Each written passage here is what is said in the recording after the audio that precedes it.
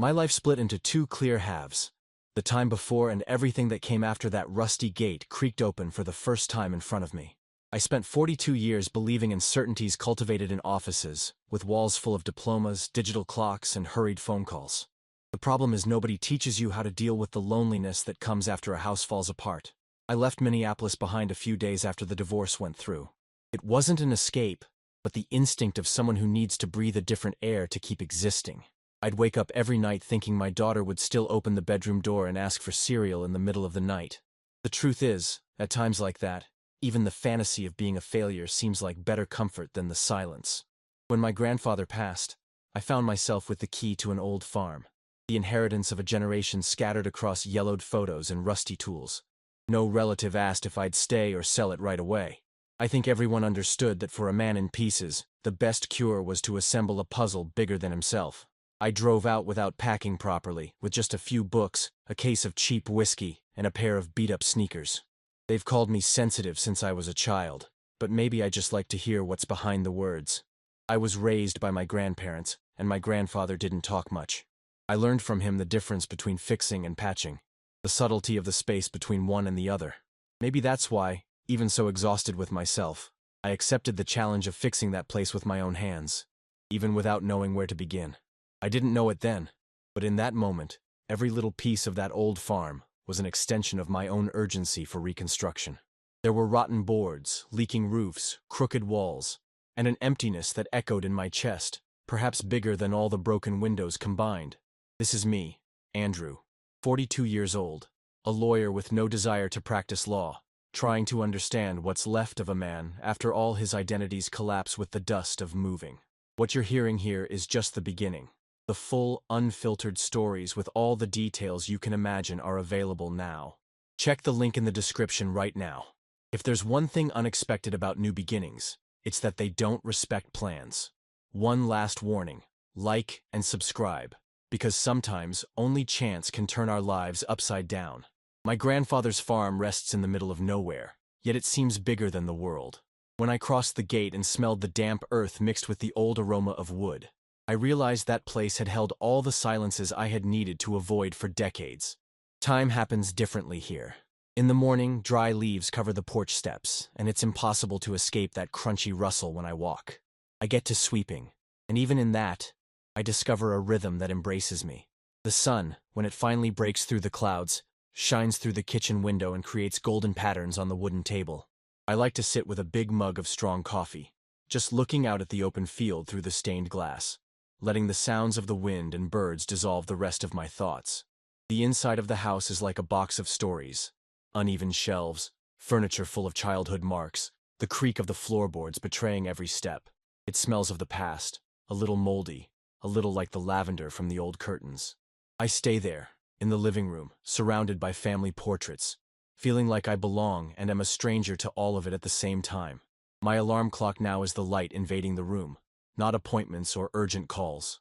A routine formed around simple needs: checking the orchard, feeding the chickens forgotten by some kind neighbor, watering the hardy plants in the garden. The sound of the gate banging in the wind, the swallows cutting through the sky, the distant bark of a dog I've never seen. During the day, I explore every corner of the property trying to list what can wait and what threatens to fall apart for good. I discover leaks behind the walls, loose railings, sheds with warped doors. At night, I sit on the porch with a blanket and a bottle nearby, listening to the heavy silence that only the stars seem to discuss. The relationship with time here is ambiguous. Everything seems slow until I notice that, even without meaning to, I'm slowly changing, gaining a strange intimacy with my own solitude. I've started to like the sound of my own breathing again, the smell of gasoline from the lawnmower, even my own internal alarms telling me that today I don't need to prove myself to anyone. The isolation is present, but it doesn't always feel heavy. Some days the solitude is a cure, others it turns into a trap. But on that farm, I began to realize, even silence can be an invitation to something new that we still don't know how to name. It was when the kitchen wall almost completely collapsed after a night of strong wind that I understood the extent of the problem. Trimming trees and painting fences was one thing. Rebuilding a farm from scratch was beyond any tutorial video I had ever watched casually on the computer. Desperation hit me on top of the shock. If that house fell, I'd fall with it. I sought help where they always say to look, at the good old village general store. Between bags of potatoes and cinnamon candies, I discreetly asked Mrs. Beth if she knew a trustworthy person for urgent renovations. She paused thoughtfully and sharpened her gaze. "There's one, but don't expect small talk," she said, picking up a nearly illegible card. "Logan, Carpenter. Gets it done, no questions asked. But don't worry, he doesn't say much, but his work is solid. He only takes on clients who are okay with the silence." I jotted down the number, not knowing what to expect. A blunt name, a referral that felt more like a warning than a recommendation. I called that same afternoon, and his raspy voice on the line sounded like sandpaper. "I need help, and there won't be any fuss," I said, testing my courage. "I'll be there early tomorrow. Just point me the way," I heard from the other end. There was no discussion of price or deadlines, just a comfortable silence at the end of the call. The next morning, just after sunrise, I heard the deep rumble of an old pickup truck on the dirt road. When I opened the gate, there he was. Logan, tall, broad-shouldered, with an upright posture, a beard mixing gray and brown, and eyes that held stories that couldn't be put into words. He wore worn jeans, a thick shirt, and dust-covered boots. He carried a toolbox as if it were an extension of his own body. He didn't smile, didn't comment on the state of the house. He just looked directly at me and nodded briefly. "You're Andrew?" he asked, his voice as firm as his step. "That's me. The house is yours. I mean, ours, for as long as the work takes." We didn't exchange pleasantries. I felt that, in some way, it was better that way. He went in, did a trained-eye survey, analyzing every floorboard as if he already knew the outcome before hearing my rant about leaks and windows falling apart. Initially, our roles were clear. Me, lost, trying to give instructions about a house I had inherited, but didn't know how to care for. He, confident, measuring everything with solid calm. There was a polite distance between us, a type of respect you don't find every day. I realized that behind that quiet demeanor was someone whole, or at least, someone more skilled at dealing with wreckage than I was. The feeling was strange. On one side, my urgency screaming for repair. On the other, the serenity of a man accustomed to rebuilding without rushing. In fits and starts, I recognized what we had in common. We were both running from pasts no one dared to mention, and ironically, we had to sit in front of the same cracks. He was the promise that everything, even what is most crooked, can find a new axis. From the first tool unpacked on the porch, Logan moved with a precision that only time and patience can teach. The sound of hammers began to compose the soundtrack of my new daily life. In the first few days, our interaction was almost silent. I coordinated schedules, made strong coffee, and offered lunch, almost without expecting a response. As the hours passed, gestures and glances gained confidence. I worked alongside him, even though I knew almost nothing about carpentry. He spoke little, but each explanation was an invitation to detail, and I soon realized that observing his movements taught me more than any conversation. I noticed his wide, calloused hands, the way he balanced boards on his shoulders, the attention with which he leveled the wood. It was like watching someone talk to their own craft, respecting invisible boundaries. In the kitchen, I began to try simple recipes. Vegetable soup, homemade bread. In silence, we shared the first meals. Gradually, we exchanged trivial comments about the weather, thunderstorms coming from the hills, hard times for the crops. He taught me how to replace a lock, commented on the precision of an old ruler my grandfather had left behind. With Logan there, the house seemed less threatening. I began to trust him, gradually handing over the management of those small domestic catastrophes. I saw in him a kind of port, a firm presence in a world that was escaping me with every change of the wind. I invited him to lunch one sunny Sunday. I grilled some meat and set silverware on the makeshift porch. Logan showed up with 2 beers, a simple gesture that sealed a new rule. Sharing was possible, even between 2 such different men. Sitting side by side, we looked out at the field. That interval between forkfuls and short comments seemed to signal a new calmness in me. In those moments, I noticed small signs of friendship blooming. He would laugh discreetly at some lame joke of mine. He would patiently indicate where I should fix the wood. Even the silence became comfortable over time. If before the only music was that of the birds and the wind, soon his company would become as natural as my morning coffee. Maybe because there was no demand or expectation, the connection grew like a tree root, spreading slowly, discreetly, but impossible not to notice afterward. With the closeness also came doubts and uneasiness that didn't have instruction manuals. I gradually realized the weight of the scars that each of us carried into the house, even without talking about them. I avoided touching on past subjects. At night, I'd sweep the living room floor 2 or 3 times for no reason, just so I wouldn't sit in front of the fireplace and think too much. Any carelessness would remind me of my failed marriage, my daughter's absence, the wounded pride of someone who lost control over their own destiny. I was afraid to show hope, as if admitting a desire was an even greater risk than loneliness. Logan, in turn, protected himself with routine. I noticed that, although he talked about tools and projects, he never commented on family or future plans. There was a sadness in the way he watched the sunset, a melancholy that crossed even the gesture of closing his toolbox at the end of each day. I wanted to ask about his story, but my respect for his silence prevented me. One day, the roof threatened to give way under the weight of the week's rain. We rushed to set up makeshift scaffolding under the dripping water. In those hours, the differences between us surfaced. I would suggest hurried solutions. He would hold back, always opting for the safe way. If there was any tension left, it dissolved when we stopped to breathe, looking at each other, admitting without words that the house was, at that moment, as much ours as any of our fragilities. External obstacles also came. The arrival of unexpected bills for building materials, the silent curiosity of neighbors. A comment or two dropped in the local store, nothing aggressive, but always echoing that old feeling of not belonging, as familiar to me as it was to Logan. Still, there was a tacit alliance between us.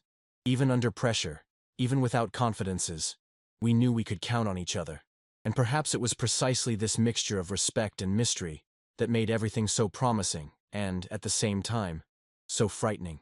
I would look at him and catch myself wondering how far all of this could go. I tried to censor my thoughts, but every obstacle, every day divided in silence and small gestures, seemed to slowly drag us to a territory where the rules would no longer be the same. Sunday arrived as a silent invitation to change, not like the others. And from early on I felt something in the air, that kind of restlessness that walks the line between fear and expectation, as if every routine gesture was a piece moved by a will other than my own. The day before, I suggested a barbecue on the porch, and Logan agreed immediately, with a rare smile breaking the usual hardness of his features. The afternoon was warm, a lazy wind circulating over the grass that grew slowly around the deck. I arranged things without much thought. Seasoned meat, coarse salt, bread bought in the village, 2 bottles of beer. Rural life had taught me about simplicity, and in that moment, all I needed was his presence and the slow crackle of the coals. Logan appeared as he always did, punctual, his boots echoing on the floor, his gaze serene, now repositioned next to mine. He carried a bunch of onions and a small knife. I thanked him, a little awkwardly, and he nodded, placing everything on the makeshift table. There around the barbecue, with the fire feeding on wood mixed with dry leaves, the rhythm of the conversation was light, but between muffled laughs and exchanges of trivial stories, there were pauses that became bigger than I wanted to admit. We talked about recipes, the cost of groceries, childhood memories, unfinished dreams, but it was in the intervals, in the silences, that I felt something forming, like a wave preparing to break the surface. At one point, Logan was cutting onions, relaxed posture, and I watched him. His movements were decisive. The folded sleeve of his shirt revealed marked forearms, almost like maps of past events.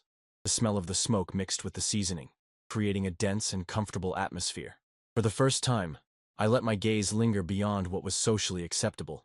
I noticed how he raised his eyebrows when he concentrated, the way he nodded to himself, satisfied with the simplest task.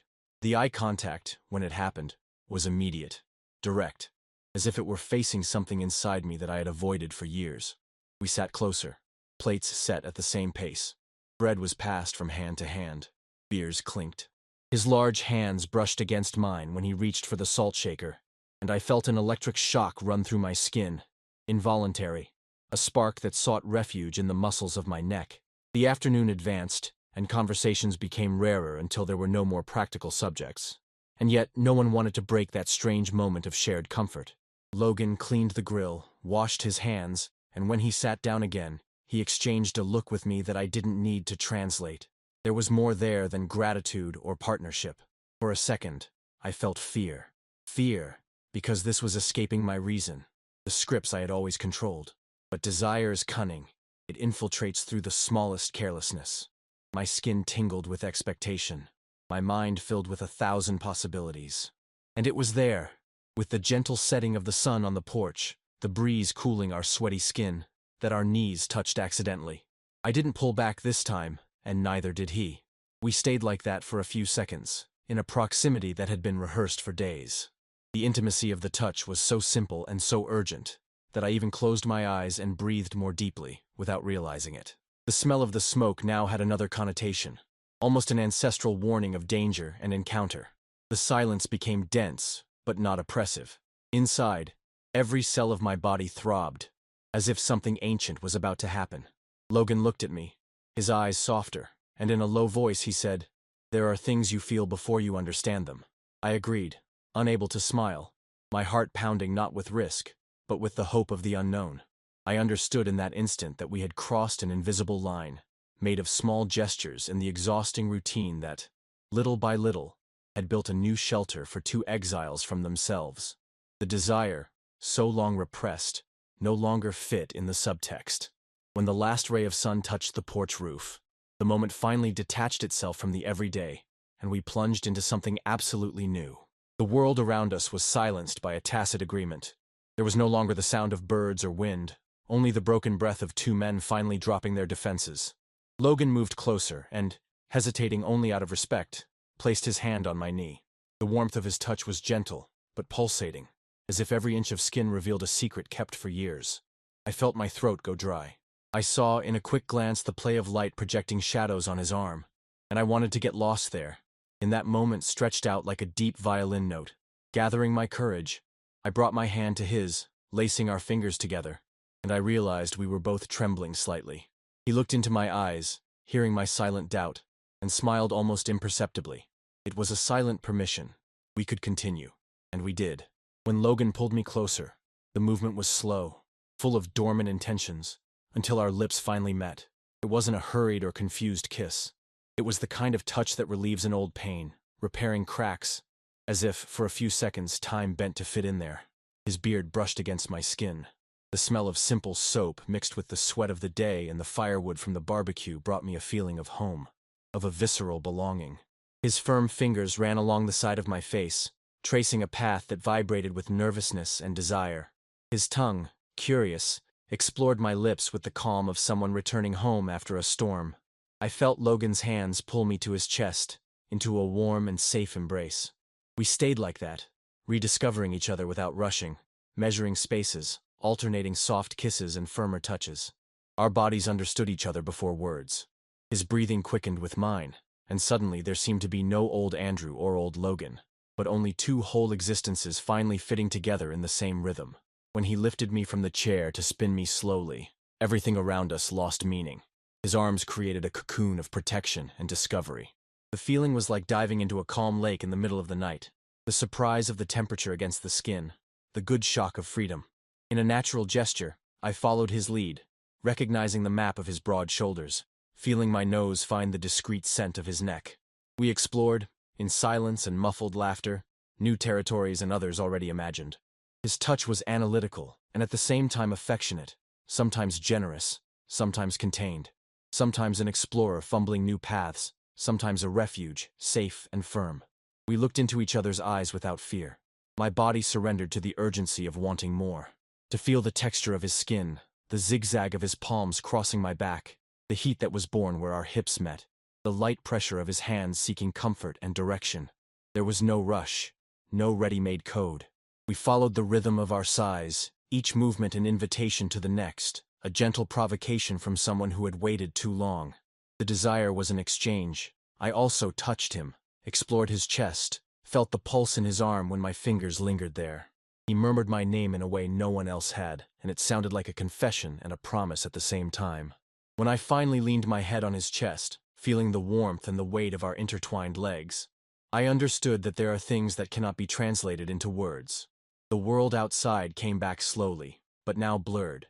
As if we were sheltered behind a glass in the fog, there existed only one body and another, parts and wholes, urgency and rest, hope and calm. Everything ended inside the house, in the dark, in the thick silence. Still leaning on him, I felt a good torpor, from my soul to my bones, like someone finally disembarking after crossing the unreachable ocean of their own fear. The dawn arrived without warning, dissolving the heat of the encounter into gentle calm. We lay in the living room, with no need to justify anything beyond our rhythmic breathing. Logan pulled a blanket over us, pulled me closer again, and we stayed like that, with our backs to the rest of the world. Time, which had so often been my enemy, suddenly began to cooperate, as if granting a rare rest to two strangers who were no longer strangers. I heard the muffled sound of the TV on, sound effects from some random channel, serving only as a light soundtrack for what was finally happening between us. Rest and curiosity. I got lost in thought, making a point not to rush to conclusions. There was no shame, no embarrassment, just a kind of peace that surprised me. Logan's presence there, taking up space in my house, in my chest, and now also in my plans, was silently reconfiguring the way I perceived everything around me. The scent of the soap he used in the shower afterward, mixed with the smell of my skin, still electric with new feelings, and that anchored me in the present, like never before. I felt like talking, but the words began to lose importance. The space became safe for a type of shared silence, made of glances, soft touches, sighs punctuated by spontaneous laughter, when our legs got tangled by mistake. I discovered that the after can be better than the expectation, precisely because it allows for rest. It allows for a lap, a scent, the ease of simply being. Logan got up, took a quick shower. I watched, distracted, the steam spreading through the crack in the door. I kept thinking about how much that man had changed the atmosphere of the house. The smell of cleanliness spread, occupying every crevice and pushing away the last traces of my previous life. Lying on the sofa, side by side, the television now serving as an excuse to stay together, we exchanged looks that no longer needed translation. Logan looked at me deeply, his eyes almost smiling, and simply took my hand, like someone making a silent pact. As time passed, each of us immersed in our own thoughts. I staring at the night through the window, he dozing with his head near my shoulder. I could feel the lightness of belonging, even if it was just now. No previous anguish, no ghost of the past appeared to reclaim space. Later, alone, each in our own thoughts, I reflected on what had just happened. I felt pride and even a certain surprise. After so much denial, so much fear of judgment or loss, I discovered that the pleasure of surrendering can redeem any old pain. Feeling Logan's touch, hearing his deep voice murmur, "It's okay," opened a hidden trapdoor, allowing hope to invade the house along with the wind of the dawn. I didn't know what would come next, nor did I need to. It was enough to feel the now, the complicity of the gestures, the common ground discovered in our differences, the promise embedded in the casualness of the contact. I realized, between sips of tea and distracted kisses, that there existed, finally, something that could grow. A gentle trust, born of respect, sprouting without the pretense of becoming a legend, but enough to illuminate the entire farm, from the inside out. Tomorrow didn't need to have an answer. For the first time in years, the simple relief of having lived that Sunday, of having allowed myself to feel, was enough. And it was beautiful to discover that, even after so many falls, life can still surprise us, without urgency or a script. Just with the right touch at the right time, in the least predictable place in the world. As much as that day had changed the way I felt time pass inside the farm, and even inside myself, a moment came when the night was no longer enough to accommodate everything that had happened. When the first rays of sun began to filter through the curtains, painting the living room wall with a lazy gold, I knew that the world outside kept turning, and that Logan, no matter how close he had become, was still someone with routines, commitments, and well-constructed principles. In silence, I watched the new day wake up, feeling that bittersweet sensation on my skin. Happiness for what I had just lived mixed with a little bit of apprehension for what would come next. We didn't sleep much that night. After everything, sleep came in bits, sometimes deep, sometimes light, mixed with that nice anxiety that happens when you know something big has moved inside, changing furniture around in your heart. Logan was the first to stir. He slowly opened his eyes, gave me a shy smile, and went straight to the bathroom, as was his custom after a hard day's work. The sound of the shower running, muffled by the closed door, brought me an instant nostalgia, like someone waking up from a good dream and sensing that a goodbye is approaching. I got dressed with some laziness, distracting my mind with simple tasks, gathering plates, clearing ashes from the barbecue, folding the blanket on the sofa. Everything seemed clearer, lighter, as if that night had recovered the faded tones of the house. The smell of the soap he brought filled the hallway. I walked past the bathroom door lightly, not wanting to interrupt. I went back to the kitchen, put coffee on to brew, and leaned my elbows on the sink, watching the day take shape outside. It was impossible not to think about how singular it was to wake up with the real presence of someone. A presence that filled the space not just with a body, but with meaning. When Logan returned, already dressed, his beard neat, his hair still damp, I realized that this would be the time to talk about the after. He approached softly, took the mug I offered, and snuggled against the wall, looking at me with something between affection and care. "I think I need to go," he said gently, and for the first time, I didn't hear any harshness in his voice like someone running away, but only the honesty of someone who had learned, through life's stumbles, never to promise more than he could keep. Silence settled between us after that sentence, but no one tried to fill it. Instead, we exchanged looks. I gave a small smile, taking a deep breath, feeling a mix of acceptance and apprehension. I understood both the temporary and the permanent nature of the situation. The house needed him, and at the same time, he needed to leave, at least for a few hours, maybe a few days, to digest what had been born there. "Don't be gone too long," I thought to say, but I held back. Maybe because the fear of waiting for someone again was a fear older than the ruins of that place themselves. Logan finished his coffee in silence, put the mug in the sink, and without a fuss, he gathered his things. Toolbox, jacket, cell phone. He stopped at the living room door, his hands already full, and hesitated. I let out a nervous laugh, the kind you give when you know you need to pretend things are normal when they're not, and I walked slowly towards him. The moment of goodbye was devoid of grandiosity, but, curiously, full of intention. He set the box on the floor, held my face with one hand, and there, within the hug that formed, I realized that the most real bonds are those without promises, just the feeling of the now being lived completely. We kissed slowly, a kiss that was no longer one of discovery, but of confirmation. In the last instant before crossing the threshold, Logan stopped. "There's still a lot of work to be done around here," he said, teasing. "I'll be back, if you want me to, of course." My answer came without filter or control. "I do. I need you to." I didn't finish the sentence. The rest was unspoken, hanging in the air like a promise made to the wind. He smiled more openly, adjusted his cap, cast one last lingering look at the room, and crossed the door, soon getting lost among the trees at the entrance. I stood there, my heart tied by new certainties and old fears. For a few seconds, I hesitated to move, as if by doing so, I would interrupt the last particle of that bond we had formed over such improbable days and hours. When I finally decided to sit on the porch and take a deep breath, I knew, with an almost physical clarity, that we weren't really saying goodbye. It was just a break, a time for what was yet to come to mature. Too much had already changed in me for this to be just a fleeting chance encounter. For the rest of that day, the farm reverberated with the new silence of a weight that was no longer feared. I tidied the house, remade the bed, tidied the coffee table, and in all the details, I found marks of what we had lived together. From the discreet aroma of that soap to a napkin forgotten on the arm of the sofa. It was strangely comforting to be able to inhabit this potential for reunion, this threshold between sudden longing and a lively expectation. I began to walk slowly through the grounds, mentally replaying the conversations we had and the gestures of affection that, until then, had always seemed clandestine in my life. What was born on that porch wasn't something that needed explanation, just acceptance. Now I knew. When two strangers recognize each other in an unlikely place, denial and fear slowly give way to a new kind of belonging. And even if the daily routine returned to occupy its space, the seed was there, ready to sprout at any moment. The end of that Sunday was filled with a silence I didn't need to run from. I tidied the house a little more, made a simple dinner just for myself, and sat with a book in the living room, available for time to pass without urgency.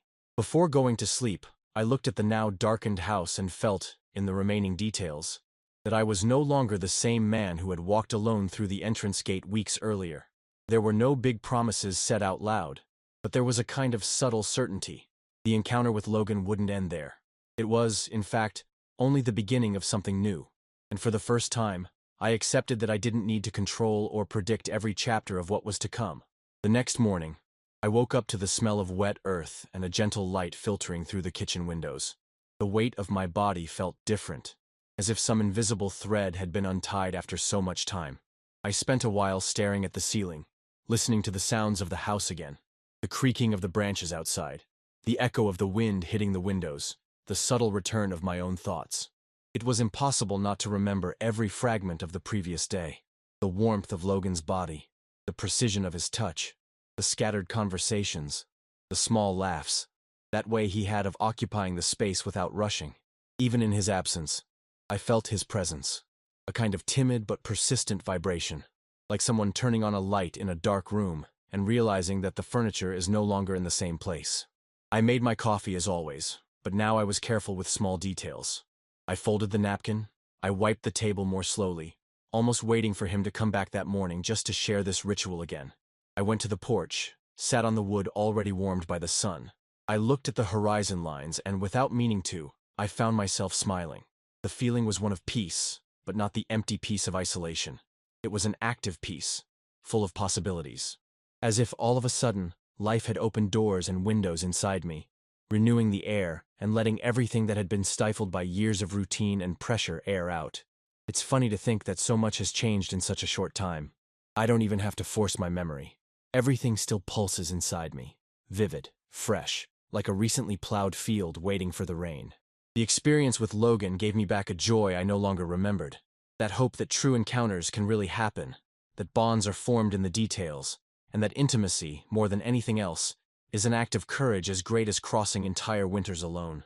I discovered that rebuilding a house can, in fact, help rebuild yourself. That the hard work of raising walls, fixing roofs, and replacing locks is similar to the effort of tearing down our own emotional defenses. That the right touch, at the right time, can be stronger than any speech, and that the strength of a sincere bond is far beyond what can be explained. So, if you've followed my journey this far and were touched by any moment, I want to thank you. I want to say that new beginnings are for everyone, no matter the age, the reason, or the baggage. No matter how much life has chipped away at our courage, there will always be room to build again, to open the door without knowing who will knock. If you also believe in second chances, if you have ever felt lonely or insecure in the face of your own feelings, consider subscribing to this channel, liking the video, and sharing this story. This might just be the first chapter of many others. The farm still holds many mysteries, and who knows what will be born between the restored walls and a new love under construction? What you're hearing here is just the beginning. The full, unfiltered stories with all the details you can imagine are available now. Check the link in the description right now. The invitation remains for you to keep following along, because maybe life will surprise you just when you no longer expect it. Every new day, a new beginning might be emerging for all of us. And here, you already know, all stories are welcome. See you in the next episode.